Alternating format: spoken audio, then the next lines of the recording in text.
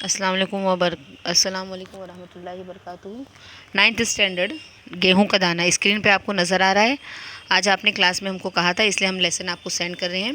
गेहूं का दाना भी भेज दे रहे हैं और इल्म अमल जो पोयम है वो भी भेज दे रहे हैं। दोनों लेसन आपकी कॉपी में लिख लेना और जो प्रैक्टिस सेट दिया गया है वो प्रैक्टिस सेट की अच्छे से प्रैक्टिस कर लेना। स्क्रीन पे देखो गेहूं के दाने का पेज नज़र आ रहा है आपको। पहले मीनिंग लिख लेनी है, जो छोटी छोटी मीनिंग है। उसके बाद क्वेश्चन आंसर लाइन से है, नीचे पिंक कलर के क्वेश्चन उसमें है टेक्स्ट बुक में, वो क्वेश्चन है। यहाँ पे 2 क्वेश्चन सामने नज़र आ रहा है। सबक के तीनों बूढ़ों की जिस्मानी कैफियत का मवाजना कीजिए। 1 बाय 1 तीनों बूढ़ों का यहाँ पे हमने आंसर लिखा है। पहला बूढ़ा कमर झुकी हुई, 2 लकड़ियों का सहारा लिए, मुंह में दांत नहीं था, चेहरे पर मऊदानी छाई हुई थी। दूसरा बूढ़ा एक लकड़ी के सहारे आया और ऊंचा सुनता था, आंखें कम रही थी। और तीसरे मियाँ ठीक है, उसी तरह तीसरे का भी आंसर उसी में है।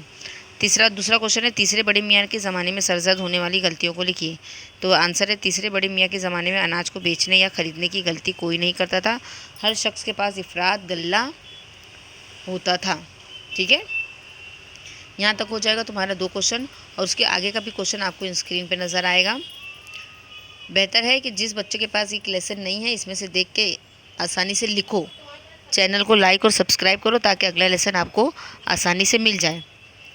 और देखने के बाद ज़रा लाइक कर दिया करो वीडियो को, समझे।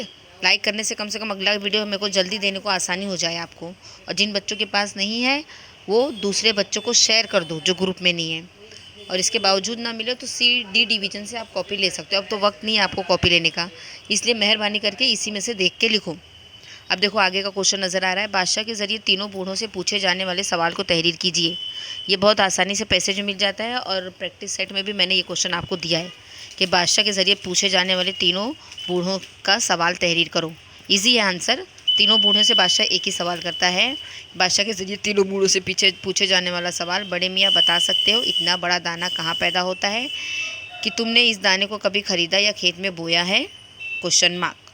ठीक है, यह आंसर आपको लिखना है। 2 मार्क्स का ये क्वेश्चन आया हुआ है।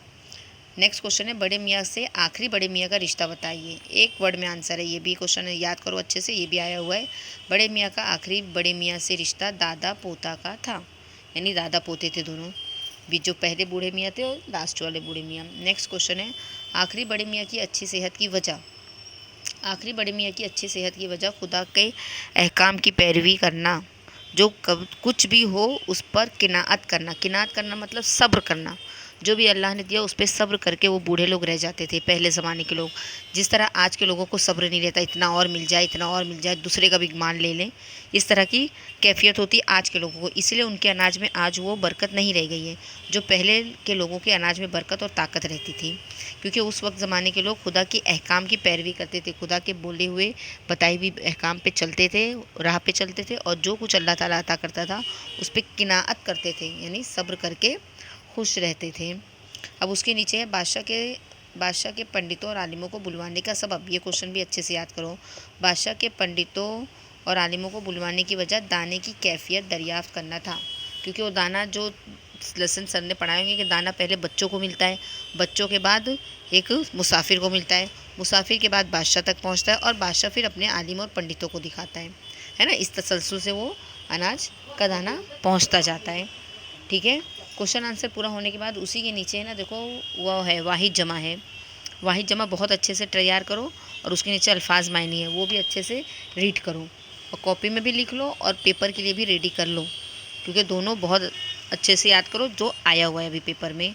वरक का जमा औराक, हुक्म का अहकाम, टुकड़ा का टुकड़े, कारंदा का कारंदे, कारंदे हाँ बड़ी लगी लगाना।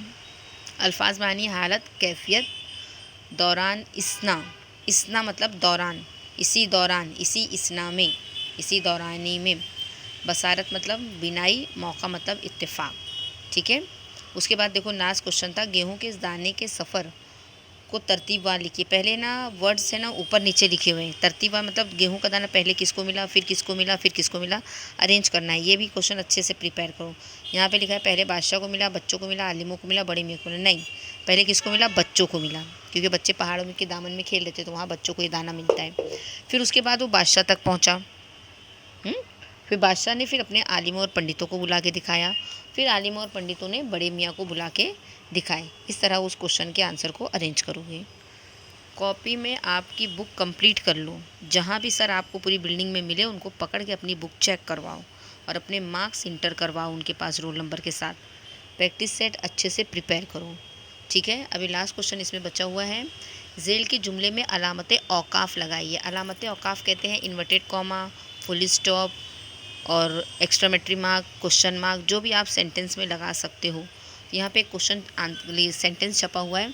आलिमों और पंडितों ने बादशाह से कहा, सरकार ये अनाज का दाना है। अभी लेसन में ढूंढोगे ना, जहाँ लेसन शुरू होता है ना उसी पेज पे ये लाइन छपी हुई है और उसमें इन्वर्टेड कॉमा और एक्स्ट्रामेट्री मार्क लगा हुआ है। तो उसको देखकर बराबर से इसको लगाओगे, क्योंकि ये भी पेपर में आ रहा है ग्रामर सेक्शन पे। ग्रामर सेक्शन पेपर पैटर्न दिया गया है ना आपको, 8 नंबर का ग्रामर सेक्शन है जिसके अंदर ये क्वेश्चन आ रहा है। इसलिए ध्यान से अच्छे से करो, अच्छे से याद करो, ताकि आपको आसानी से लिखने में भी हो और पढ़ने में भी।